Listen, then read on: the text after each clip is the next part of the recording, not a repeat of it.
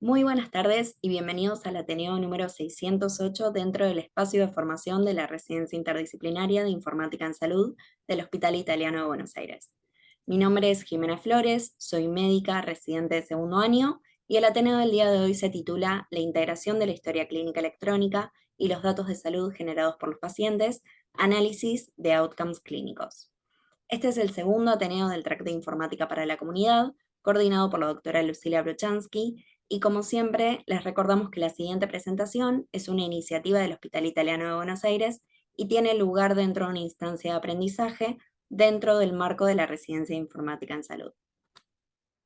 En la presentación del día de hoy vamos a comenzar repasando la definición de información de salud generada por las personas y cuáles son los potenciales beneficios de la integración de estos datos a la historia clínica de los pacientes. Siguiendo con esta línea, vamos a revisar 3 publicaciones científicas que hablan sobre la integración de la historia clínica y 3 tipos de datos generados por pacientes diferentes y cuál fue el resultado de estas investigaciones. Y por último, extraeremos una conclusión sobre lo previamente expuesto.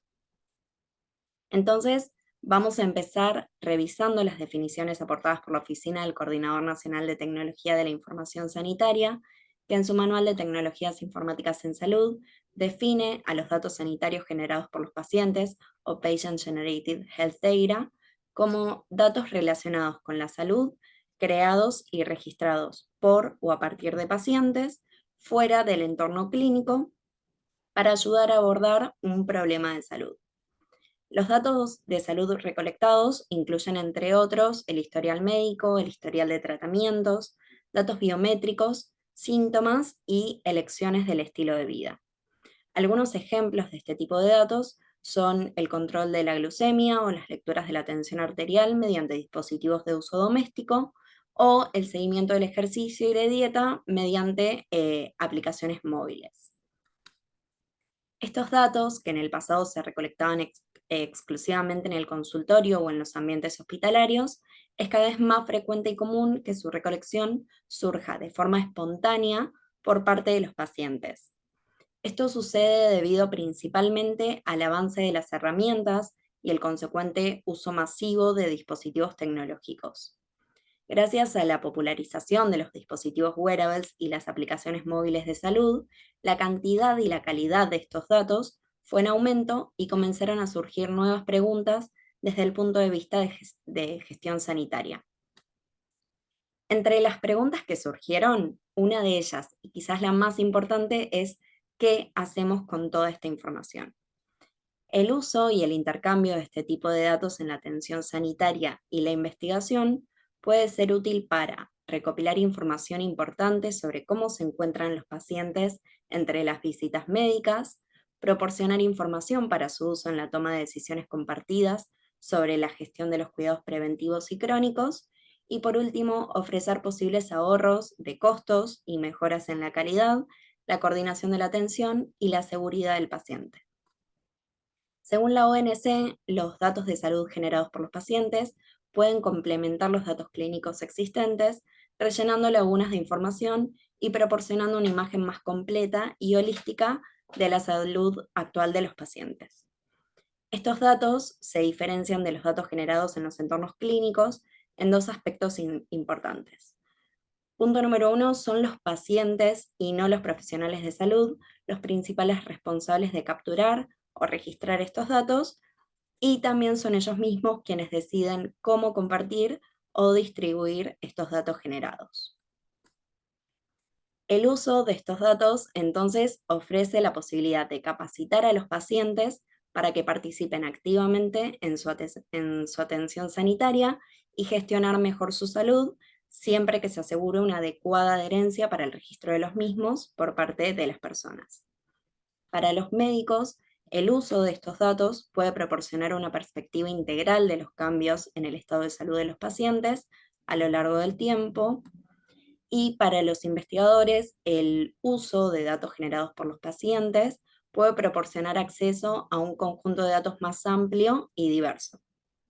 Entonces, antes de empezar a capturar, utilizar o compartir datos generados por los pacientes, es importante que la organización debe considerar el valor potencial de tales actividades para los integrantes de la institución, tanto pacientes como profesionales de la salud. Es por esto que hoy vamos a analizar dos publicaciones científicas que tienen como objetivo investigar acerca de los outcomes clínicos de la integración de la historia clínica con datos generados por los pacientes. La primera publicación que vamos a analizar se titula Integración automatizada de datos de monitores continuos de glucosa en la historia clínica electrónica mediante tecnología de consumo, y es un estudio publicado en el Journal de AMIA durante el año 2016.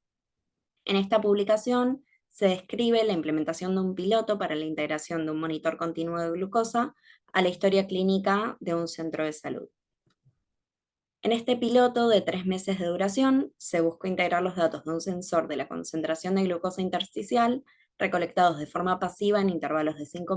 minutos y transmitidos vía Bluetooth a un dispositivo móvil que a su vez compartía la información a un portal de pacientes integrado con la historia clínica electrónica de la institución.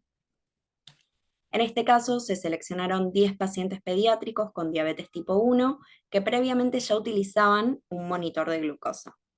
A los pacientes que aceptaron participar del estudio, durante la primera visita, se los instruyó, tanto a ellos como a sus tutores, sobre cómo emparejar los dispositivos, es decir, el dispositivo móvil con el sensor de la glucosa. Se indicó que la información se compartiría a través del portal a la historia clínica y se aclaró que los profesionales de salud no monitorearían activamente los datos cargados ni tendrían acceso a los mismos en tiempo real. Los pacientes que se incluyeron en este estudio tenían desde 21 meses de edad hasta 17 años. El endocrinólogo pediátrico que proporcionaba recomendaciones a estos pacientes descubrió que, tras una vinculación exitosa, el sistema permitía una comunicación segura, un acceso oportuno a la información y una mejor interpretación de los grandes volúmenes de datos de los dispositivos de los pacientes, visualizándose decenas de miles de datos cargados por los pacientes en la hoja de flujo de glucosa de la historia clínica electrónica al finalizar el piloto. Entre los resultados obtenidos, se reportó que en el caso de un infante se identificó hipoglucemia nocturna intermitente, lo que motivó la comunicación con su madre. La conversación reveló que en las ocasiones en que el paciente presentaba hiperglucemia a la hora de acostarse, su familia le administraba insulina de acción rápida adicional, utilizando su régimen de dosis a la hora de la cena. Se recomendó entonces una dosificación menos agresiva a última hora de la tarde y se envió de forma segura a la familia una nueva hoja de cálculo de dosis de insulina a través del portal de pacientes MyChart.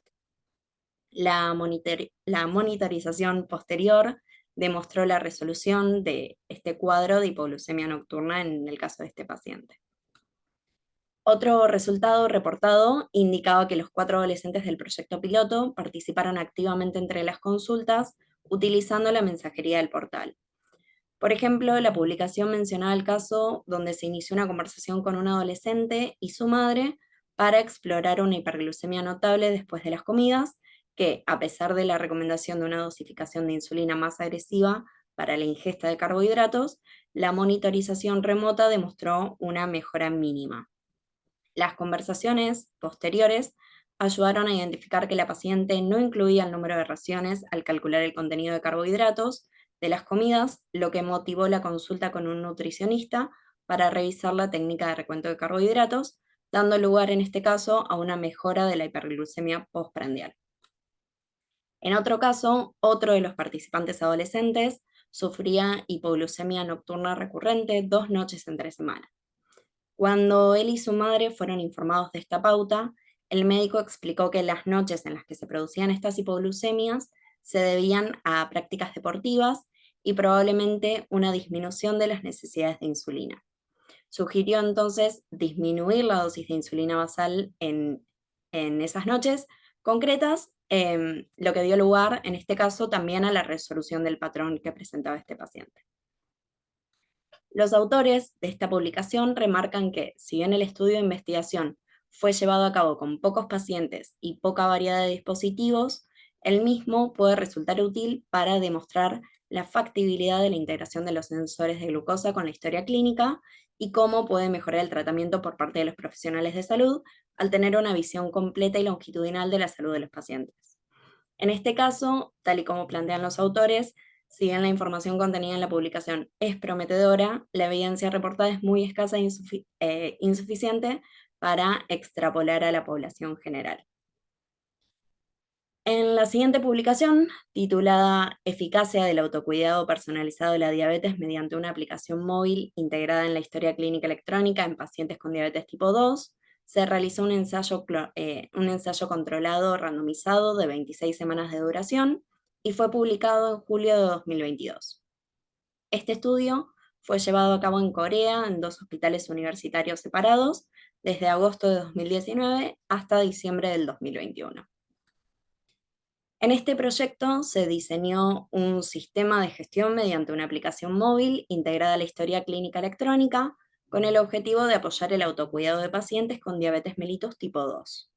La aplicación ofrecía principalmente asesoramiento sobre el estilo de vida para ayudar al automonitoreo de la glucemia, la planificación de la dieta y la actividad física. El objetivo de este estudio fue comparar la eficacia clínica de la implementación de este sistema de autocuidado, que utilizaba una aplicación móvil integrada a la historia clínica, con la del cuidado usual en pacientes con esta enfermedad.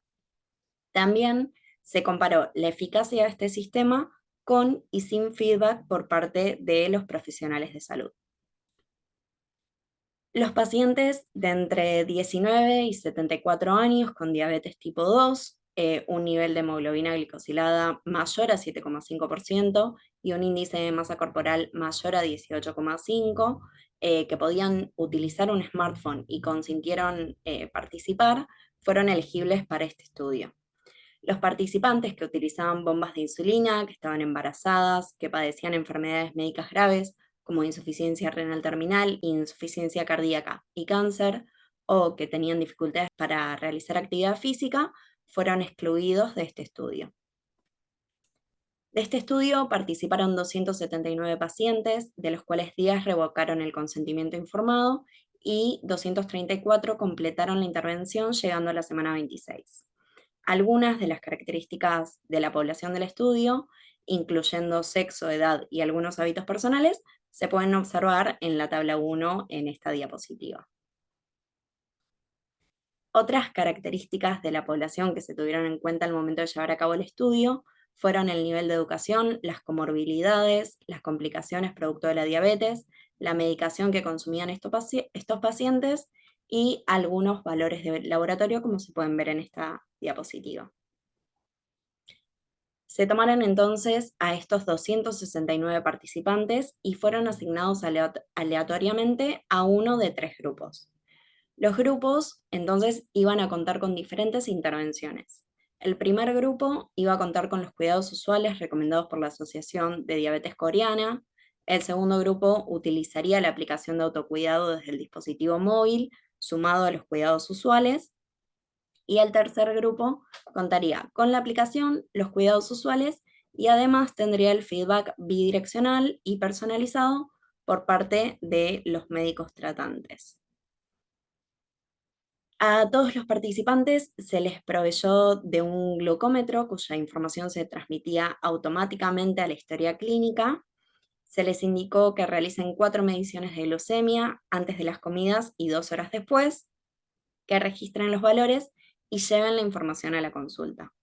En los grupos 2 y 3 se les brindó una aplicación para llevar este registro, además, como dijimos, de los hábitos dietéticos y un contador de pasos. La aplicación, además, brindaba mensajes automáticos, educacionales, acerca de hábitos y motivacionales. Los mensajes automáticos se enviaban 3 veces por semana y consistían en 2 mensajes para el autocuidado de la diabetes y la modificación del estilo de vida, y un mensaje personalizado según el cuestionario de estilo de vida.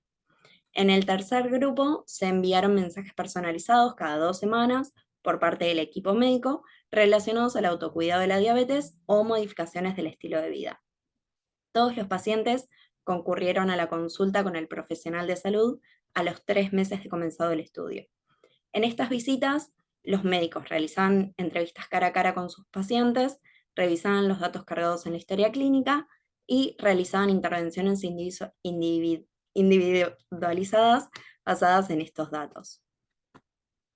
Para este trabajo de investigación, el resultado primario fue medido como la diferencia en el cambio de los niveles de hemoglobina glicosilada entre el inicio y las 26 semanas entre los tres grupos.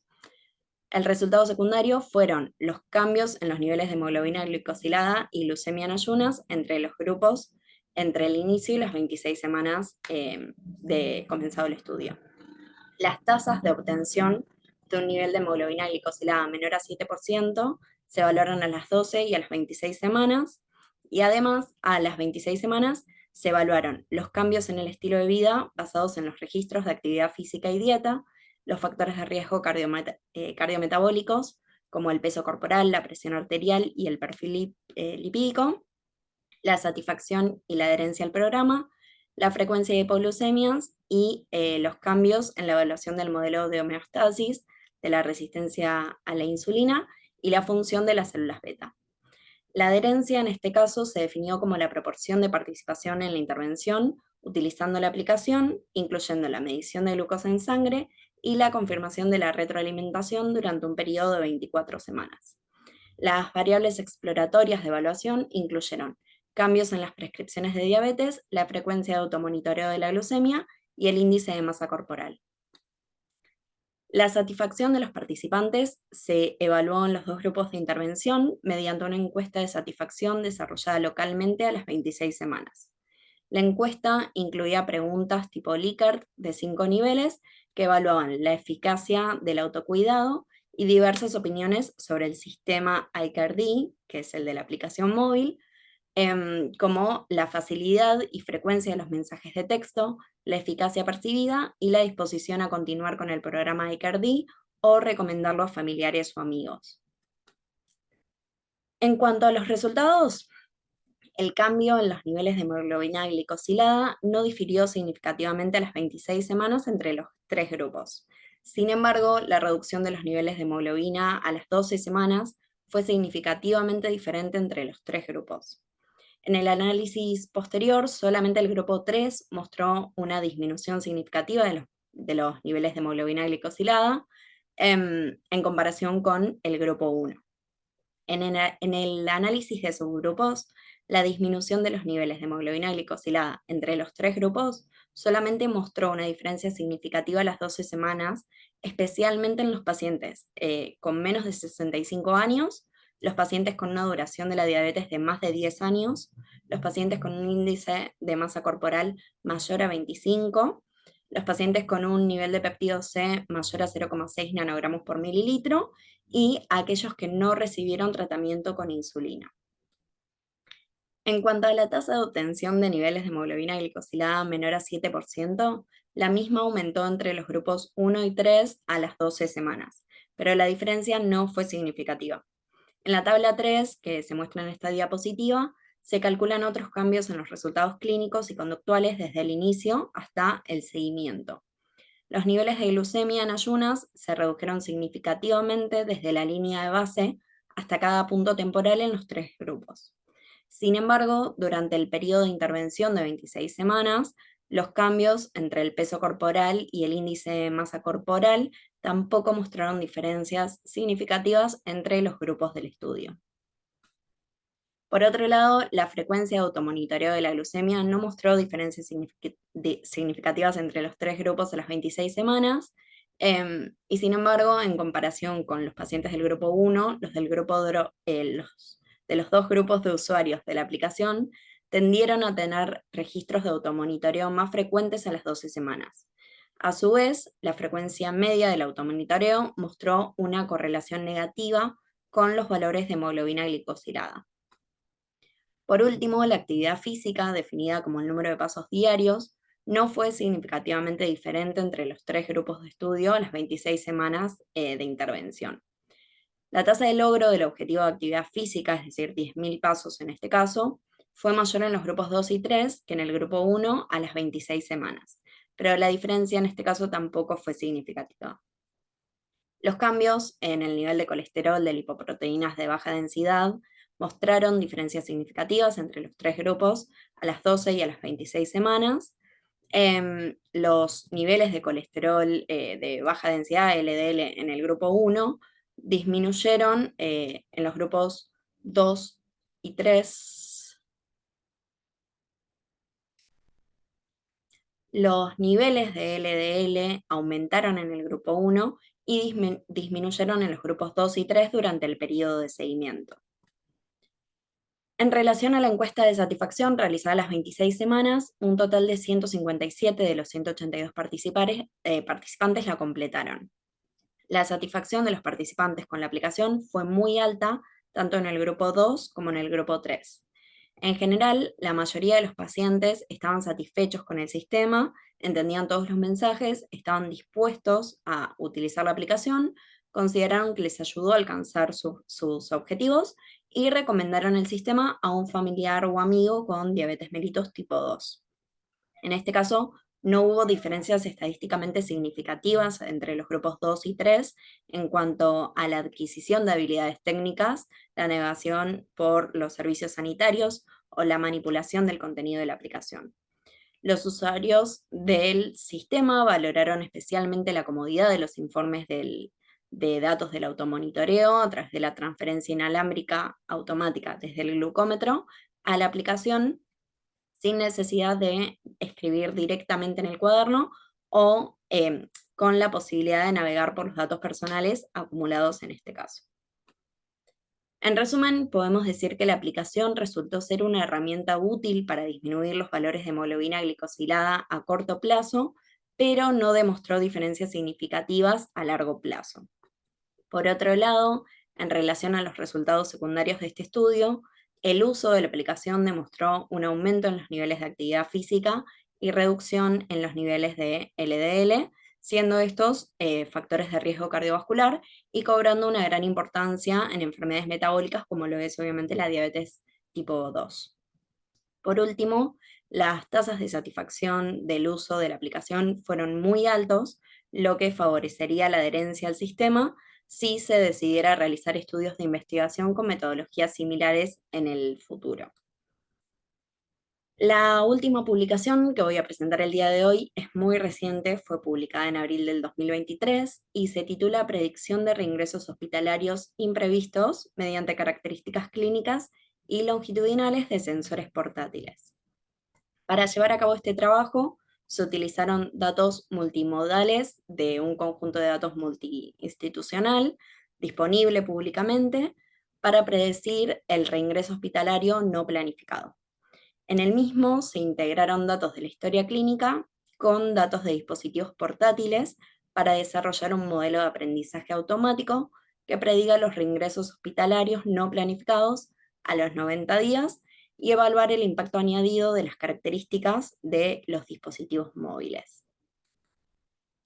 Para esto se seleccionaron pacientes de la base de datos SOLOFAS, que es un estudio longitudinal de cohortes de los Institutos Nacionales de Salud, cuyo objetivo es avanzar en la medicina de precisión y cuenta con hasta 1 millón de participantes en todo Estados Unidos. La población seleccionada cumplía con los siguientes criterios. Fueron pacientes hospitalizados a través de los servicios de urgencias, salas generales o unidades de cuidados intensivos y han permanecido en el hospital al menos 48 horas. También fueron pacientes que llevaban sensores Fitbit y tenían al menos 18 años, y los mismos tenían disponibilidad de frecuencias cardíacas a nivel minuto y datos relacionados con el movimiento. De la base de datos se identificaron 976 pacientes que cumplían estos criterios y de esos 976 pacientes, 37 reingresaron en alguno de los hospitales asociados al programa en los 30 y 90 días siguientes al ingreso índice respectivamente. Con esta información se entrenó un modelo con características clínicas y wearables para predecir el reingreso no planificado a los 90 días, con una ventana móvil de 48 horas para pacientes hospitalizados. Para predecir el reingreso hospitalario, consideraron 4 modelos distintos basados en lo siguiente: datos hospitalarios, datos clínicos y demográficos previos al alta,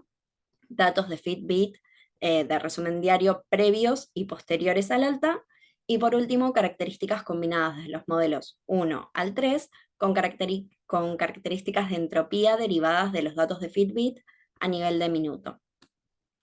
La corte resultante incluía, como dijimos, 976 pacientes hospitalizados con datos de wearables, 37 de los cuales reingresaron al hospital.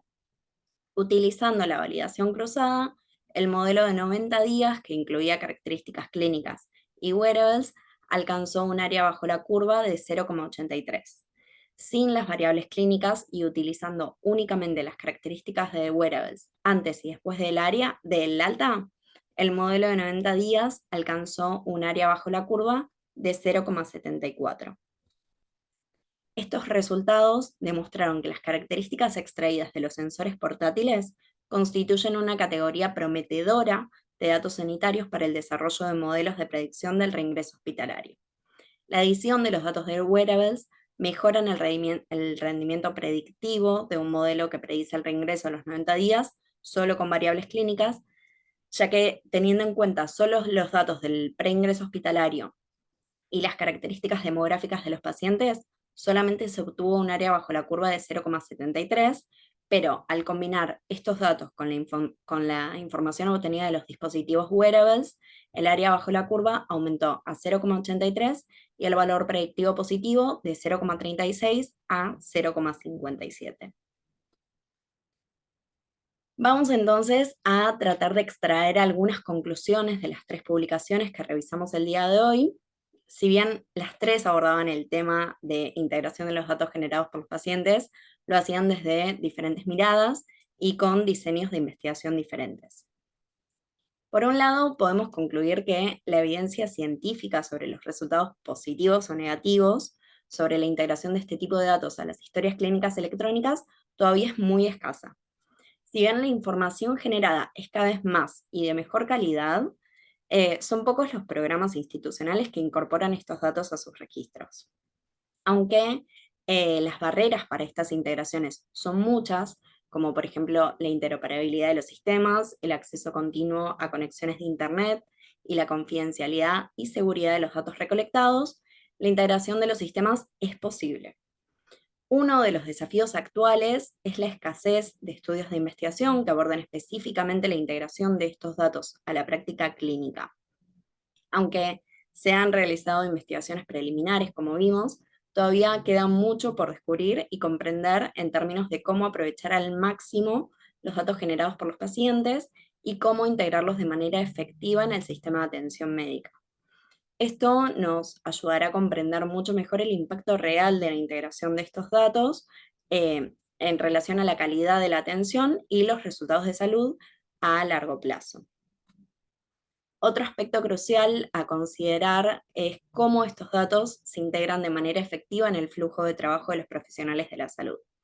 No basta con demostrar que los datos generados por los pacientes son útiles y tienen un impacto positivo en los resultados clínicos, sino que también tenemos que abordar cómo se pueden incorporar estos datos de manera fluida y eficiente en el sistema de atención médica sin agregar una carga adicional de trabajo a los profesionales de salud. En una publicación de mayo del 2021, se exploró también la potencial sobrecarga de trabajo que puede generar este tipo de programas para los profesionales de salud. Esto, de acuerdo a este estudio, puede deberse fundamentalmente a 3 pilares: el poco tiempo que pueden dedicar los profesionales a cada consulta, los problemas relacionados al flujo de trabajo en sí, y el estrés relacionado directamente con la tecnología, como problemas de seguridad, la creciente complejidad de los sistemas y las posibles implicancias legales de la integración en sí. Por ejemplo, no tener un sistema de soporte a la toma de decisiones para actuar en base a los resultados cargados por los pacientes, como por ejemplo el caso en que se cargase un valor crítico y no se hiciese nada al respecto por parte del equipo de salud, puede llegar a generar un problema muy grande tanto para los profesionales de salud como para las instituciones en sí. Entonces, es muy importante tener en cuenta no solamente los outcomes clínicos, sino pensar en una integración efectiva al flujo de trabajo de los profesionales, teniendo en cuenta las características propias de cada institución en sí misma.